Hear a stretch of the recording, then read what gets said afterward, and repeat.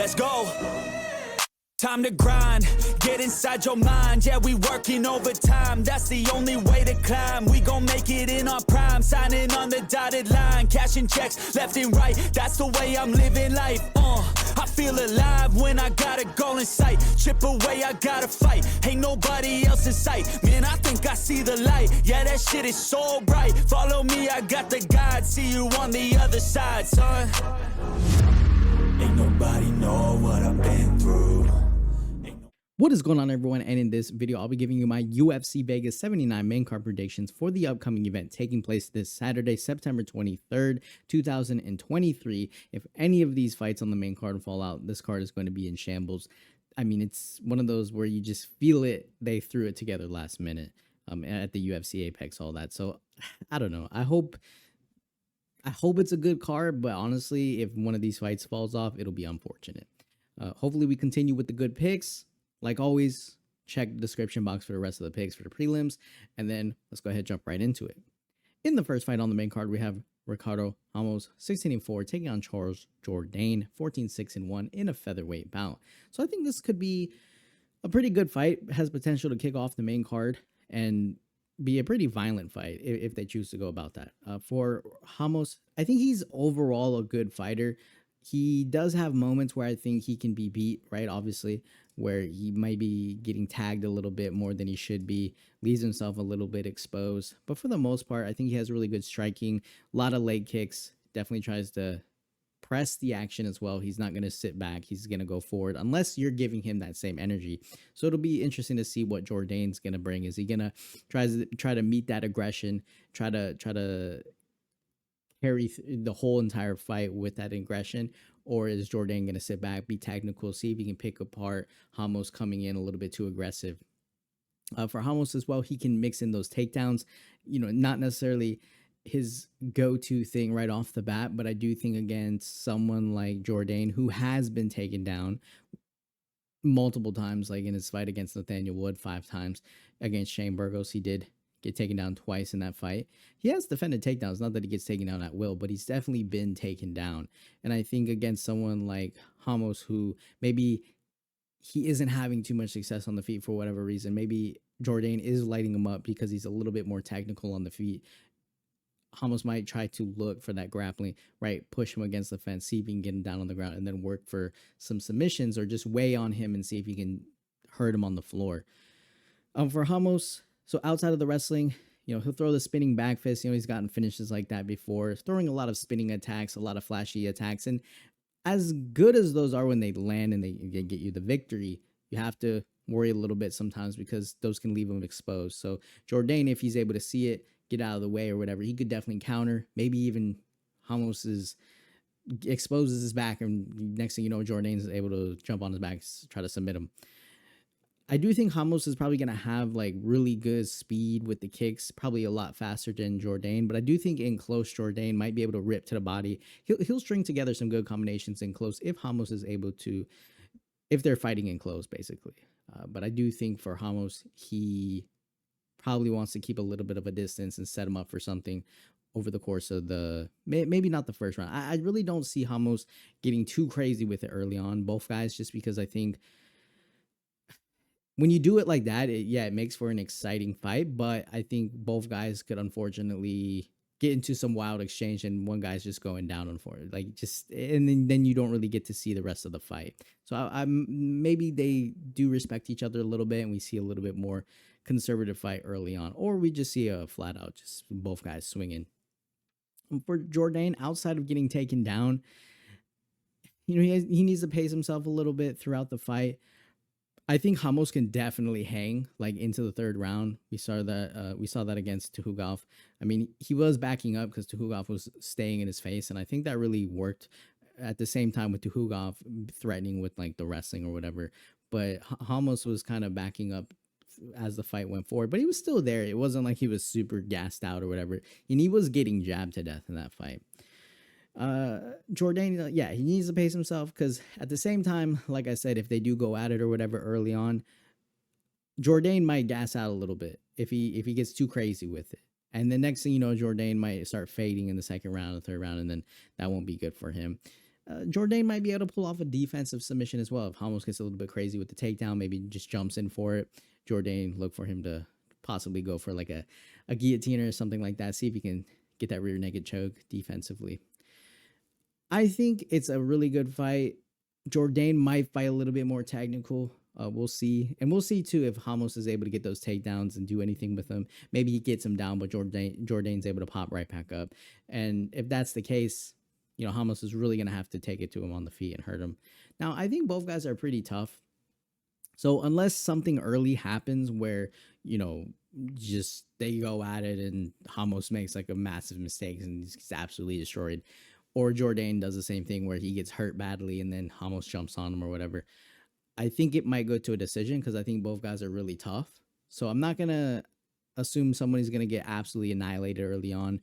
And again, you know, it seems too predictable. A lot of times when you have two guys, you're like, oh, they're going to go at it. I mean, honestly, unless it's Dustin Poirier or Justin Gaethje, some of those fighters, you're not going to get that crazy brawl fight that you thought you were going to get. So for me, it's a little sketchy because I feel like Ramos, if Jourdain's able to press forward at him as well, and Ramos gets a little bit careless, you know, throwing spinning back fists and kind of leaves himself exposed, or, you know, gets a little too crazy with it, Jourdain might be able to take advantage of that and light him up. But for the most part, I think over the course of 3 rounds, it'll be a back and forth fight.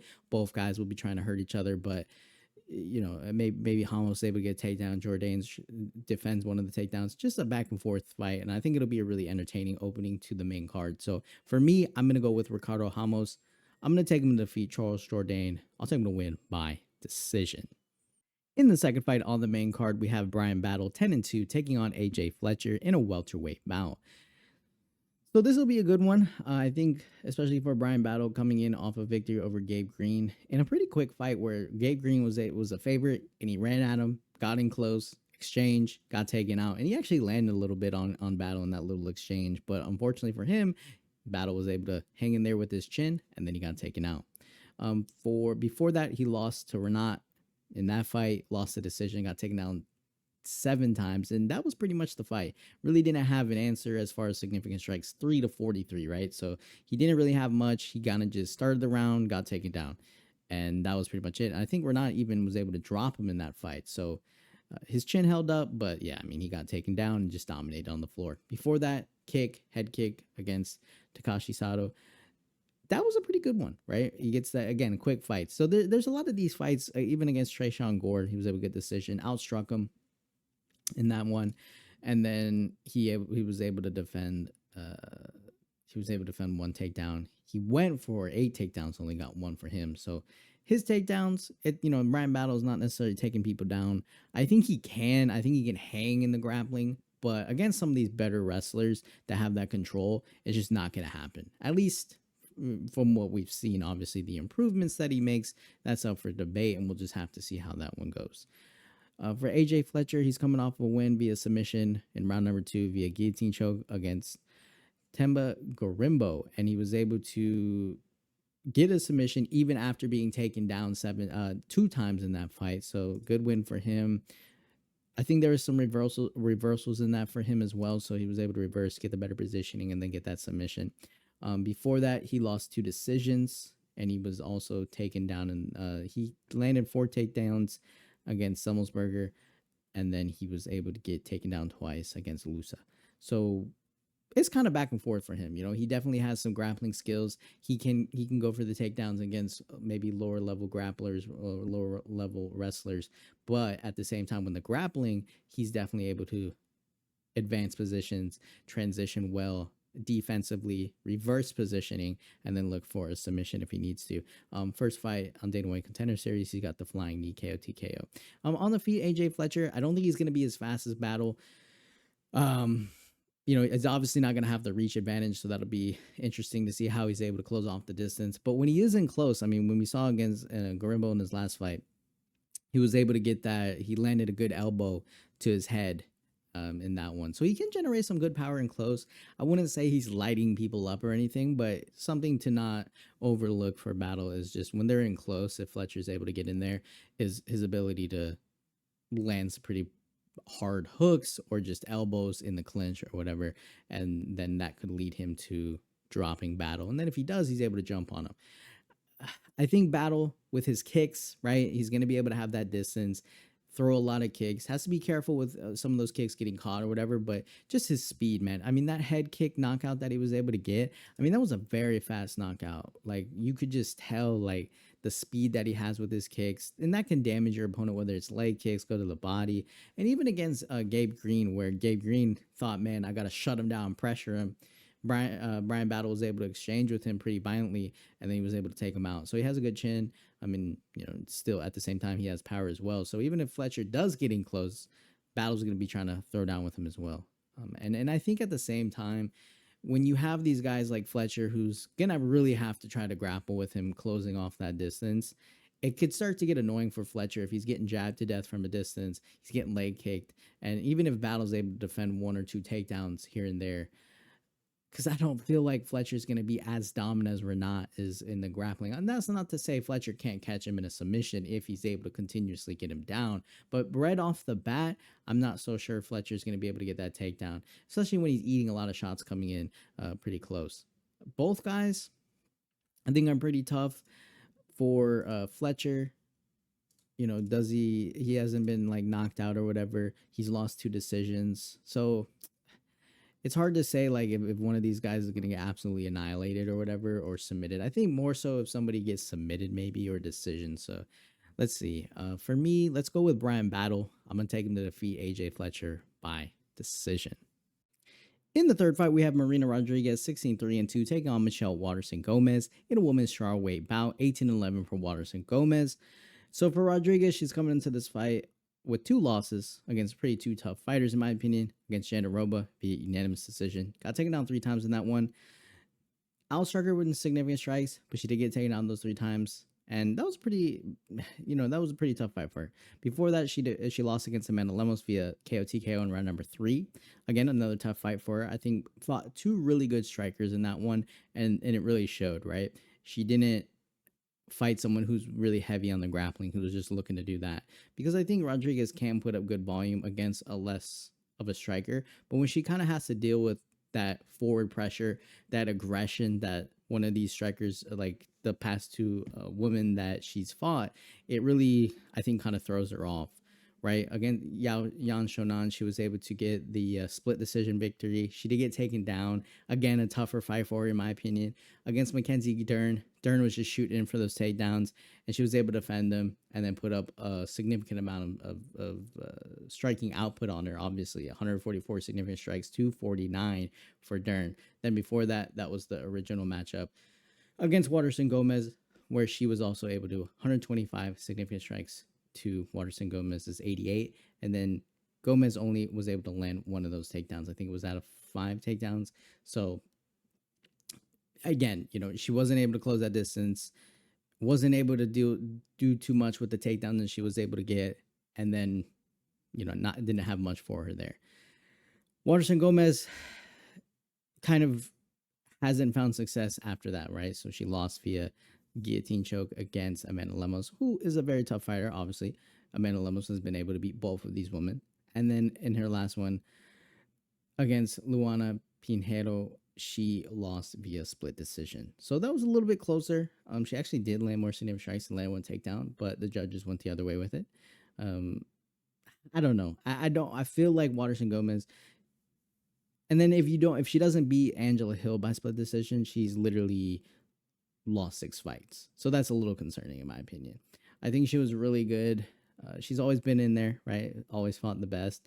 But I think she seems like 1 step behind. And I don't think her striking is just going to be on the level as Rodriguez. Now, I do think Waterson-Gomez, she could work for the takedown, right? Maybe she's able to expose her there. But again, Rodriguez is going to make it hard. She's going to try to light her up when she's coming in close. And I think Rodriguez does have good takedown defense. I mean, she can be taken down, but I think Waterson-Gomez, I just don't feel like the way she goes in for the takedowns, it's not super aggressive, and she doesn't set it up with like a variety of strikes first. You know, she's not aggressive with her strikes. She's got that karate. She's trying to keep that distance to a lot of kicks as well.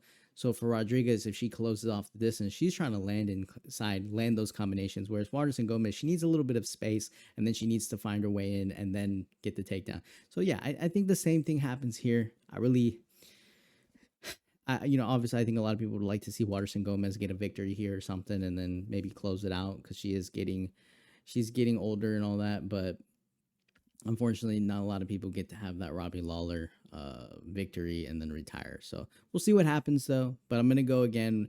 I'm gonna go with Marina Rodriguez to defeat Michelle Waterson-Gomez. I'll take her to win by decision. In the co-main event of the evening, we have Bryce Mitchell, 15-2, taking on Dan Ige, 17-6, in a featherweight bout. And so Bryce Mitchell's got a lot going on with him, right? He's coming off that loss against Ilia Topuria, in which he lost via submission via round number 2 arm triangle. It was an okay fight for him. He did have moments, I think, with the wrestling, obviously, but then he got dropped, and then he just didn't look good, and then he kind of just folded and got submitted. I think he kind of ran into a brick wall, right? He ran into someone that could have solid takedown defense, have their own grappling as well, and then be pretty competitive on the feet. And before that, he was fighting guys that, in my opinion, weren't able to deal with his grappling. But that's the thing, right? You run into these fighters where you're going to be able to take over because they don't have good wrestling defense or whatever, or they don't do well under pressure. But then you're going to run into someone who's not going to just back up against the fence the entire fight. And that was kind of like Ilia Topuria. And then obviously Bryce Mitchell saying that he had the flu, and then he's got his ex-girlfriend wanting to kill him, killed his trees. He's got a reoccurring back injury. He's a good fighter, man. He presses forward. I think his wrestling opens up his hands. A lot of people focus on the wrestling, and the next thing you know, he's teeing off on you. So he can mix it up. We'll see how much he's improved. Honestly, I just think he's got a lot going on. I definitely think he's got a lot going on. He has good front kick as well. He's pretty aggressive, I would say. But he's good, but it's just his personal life. I'm not, it's a little concerning. And the injury too, like a back injury. I mean, who knows? Maybe everyone has a back injury, but still, to constantly be talking about certain stuff, we'll see. For Dan Ige, he's coming into this one with a win over Nate Landwehr, unanimous decision. And when you really look at who he's fought, you just go down, Josh Emmett, Cheng Sheng Jung, Gavin Tucker, Damon Jackson, Evloev, Mozart, Evloev, Josh Emmett, Edson Barbosa, Calvin Kattar. So he's fought like a lot of these guys who are in the top, and he's not been finished by them. He's kept it pretty competitive. Like, I think he's done pretty well. He has pretty solid takedown defense for who he's fought. It's not like he's getting taken down like 8 times per fight or anything like that. So, I think for Dan Ige, what he's got to do here is he's going to have the better striking on the feet. I think it's just going to be more technical. He's going to be stringing together more combinations. If he can beat Mitchell in the middle of the cage and really confront him, right, instead of backing up, waiting for Mitchell to go for those takedowns and all that, I think he can really cause some problems, and it's just not going to be good for Mitchell. Because I think Dan Ige, stringing together combinations, ripping to the body, having a solid chin, like he can kind of just break down Mitchell, in my opinion, over the course of the 3 rounds. Now, I don't know if that leads him to getting a finish maybe later or whatever, because I do think Bryce Mitchell is tough. And I don't know if I see Dan Ige like submitting him or anything like that. I mean, I'm sure he could go for the submission. But I think he would have to really get Mitchell to be tired he'd have to really start looking pretty bad for him to get the finish on either guy as well. I don't think Dan Ige, solid chin. And I think he has pretty good defense as well with the takedowns and even a grappling. So I think it's a stand-up fight, and you kind of see both guys meet each other in the middle of the cage, but you have Dan Ige just landing the better shots and possibly significantly draining Bryce Mitchell. Unless Mitchell looks completely different, he looks great, he comes out, he's just dominating in the wrestling. I mean, we'll have to see, but it's just, yeah, I don't know. I just, you could have one of these things where he loses one fight and you're thinking like, oh, it's all over. And then he comes out and looks great. But he's fighting a tough guy. Dan Ige is definitely going to meet him in the middle. He's not going to be backing up. He's going to be throwing together those combinations. He's got a solid chin. He can hit hard as well. It's not to say that even Dan Ige could knock him out here or something. So for me, I just feel like there's so many questions on Bryce Mitchell. We just have to see if they're going to be answered. So for now, I'm going to go with Dan Ige to defeat Bryce Mitchell. I'm going to take the win by decision. In the main event of the evening, we have Rafael Fiziev, 12-2, taking on Mateusz Gamrot, 22-2, in 1 no contest in a lightweight bout. So this will be the main event. I think it's a pretty good matchup. You've got two guys that are really solid for this division, fought top competition, and they're going to fight each other to see who could possibly be a next name for the contender list. We'll have to see if they put on a good performance. I mean, that's really what matters too, especially in a division where it's super competitive. You really got to go out there and show, hey, I'm not just out here trying to win decisions. So for Fiziev, he's coming off a loss against Justin Gaethje, where he lost a majority decision. So one fighter thought it was a draw, right? So that's pretty good, man. I think he kept up with him, 97 to 103 significant strikes. Close significant strikes landed. Gaethje landed 1 takedown.